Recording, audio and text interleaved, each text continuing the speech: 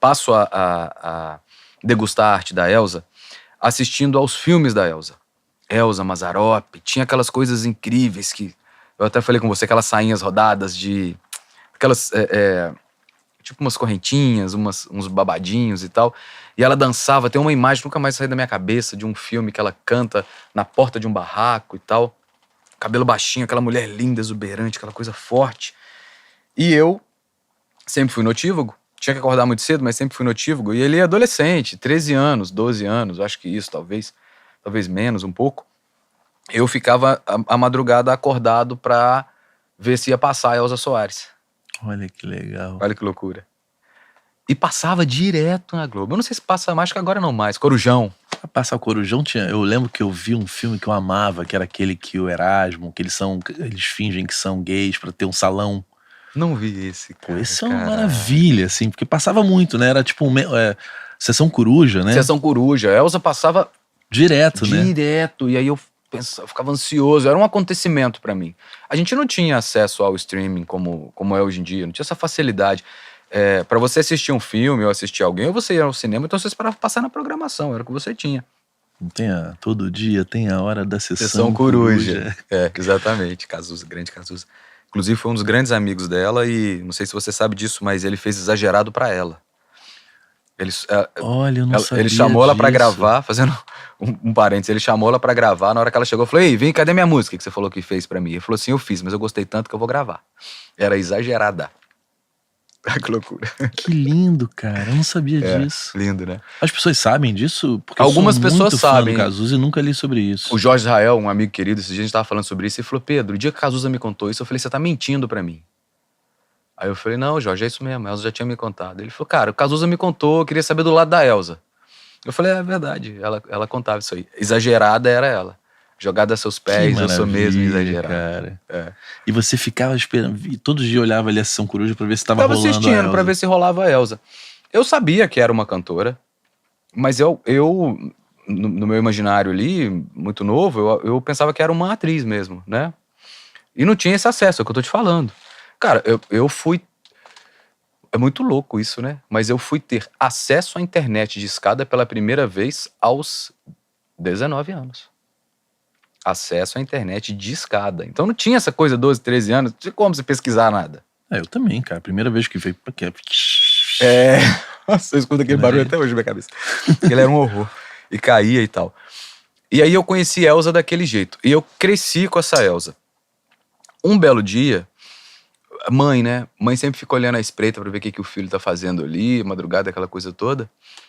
A minha mãe falou, o que você tá assistindo? Ela levantou e falou, o que você tá assistindo aí? Eu falei, eu tô vendo aquela atriz, a Elza Soares. Ela falou, senta aqui. Deixa eu te contar um negócio. A Elza Soares não é uma atriz. A Elza Soares é uma das maiores artistas de todos os tempos do Brasil. Aí eu falei, peraí. Minha mãe era uma referência. Eu novinho. Eu falei, caraca.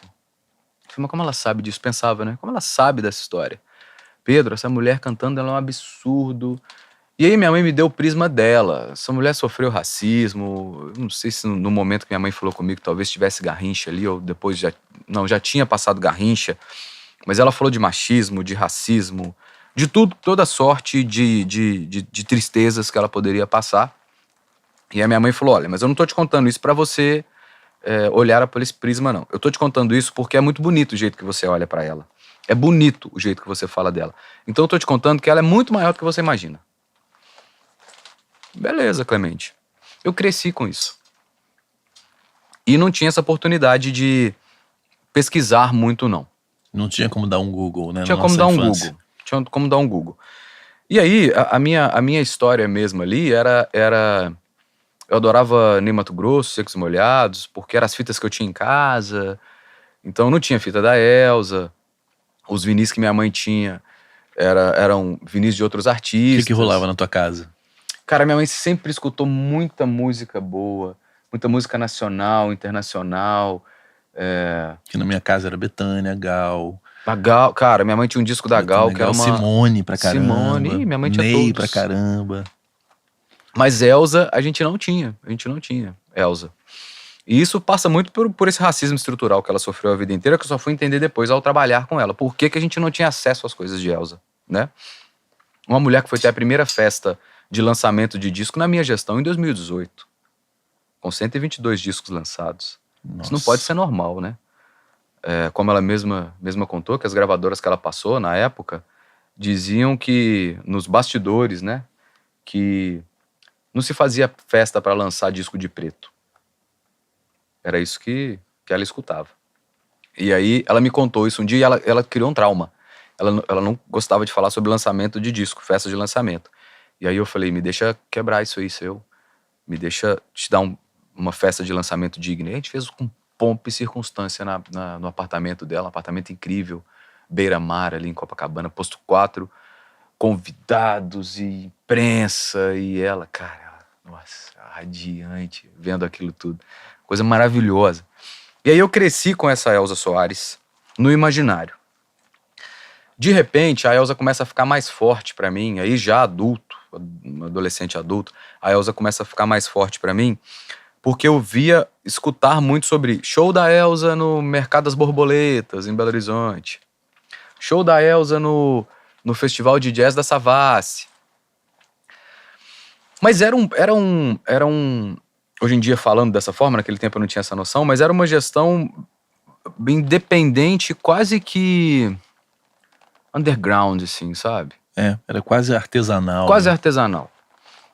E eu fiquei com aquilo na cabeça. O tempo foi passando. Esse momento aí que você tá falando é interessante você falar, porque eu nunca soube o que aconteceu, mas eu acho que é por aqui mesmo, né, 2010, que ela volta a ser falada, mas pontualmente em bolhas. Em bolhas.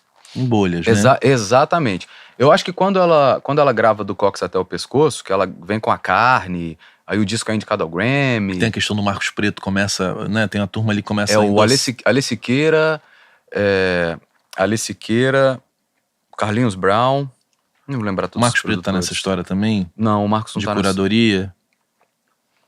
Eu não tenho essa informação. Mas... É porque, de repente, a imprensa começou a falar muito bem, né? A imprensa começou a falar ali quando veio, e aí ela lança Vivo Feliz, que é o primeiro disco, tenho que falar sobre isso, é o primeiro disco de uma cantora de música popular brasileira que mistura DJ, é o primeiro, a Elza foi pioneira, e pouca gente sabe disso, pouca gente fala sobre isso.